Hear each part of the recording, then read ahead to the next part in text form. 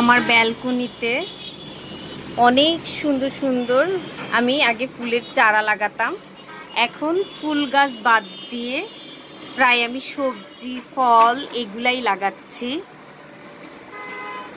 আটতলার উপরে এত সুন্দর পুঁই শাক হয় আমার জানা ছিল না। এই 2টা বছর আমি এই জাতের মোটা জাতের পুঁই শাকটা লাগাচ্ছি। এই মোটা জাতের পুঁই শাকটা এত সুন্দর হয় বলে বোঝাতে পারবো না। এত বড় একটা বালতির মধ্যে 2টা গাছ হয়েছে, মাশাআল্লাহ খুব পরিমাণ হয়েছে। আজকে ভাবছি কেটে ইলিশ মাছ আর কচু দিয়ে রান্না করব। পুঁই শাক, কচু আর ইলিশ মাছ একসাথে রান্না করব, সেই জন্য আজকে কেটে নিব। কাটতে চলে আসলাম, কাটার জন্য ঝুড়ি নিয়ে আসছি, ছোট ছোট করে কাটবো। বিসমিল্লাহ। অনেক সুন্দর হয়েছে গাছটা।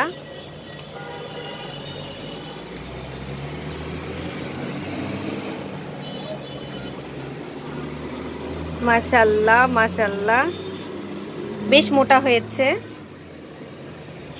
আমি কোনো সার টার কিচ্ছু ইউজ করিনি, এমনিতেই এত মোটা হচ্ছে গাছটা।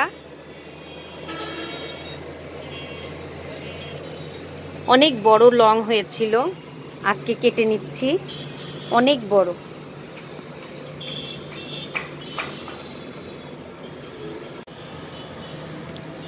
ছোট ছোট করে ডালগুলা কেটে নিচ্ছি।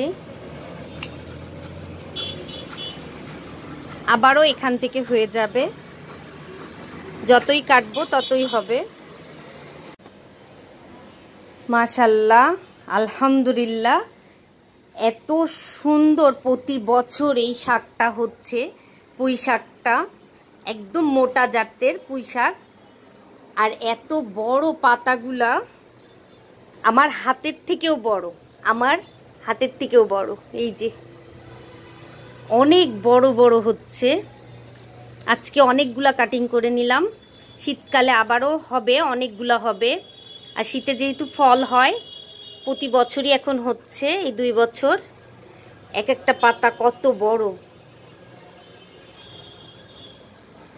আজকে খুব খুশি লাগছে, নিজের গাছের সবজি।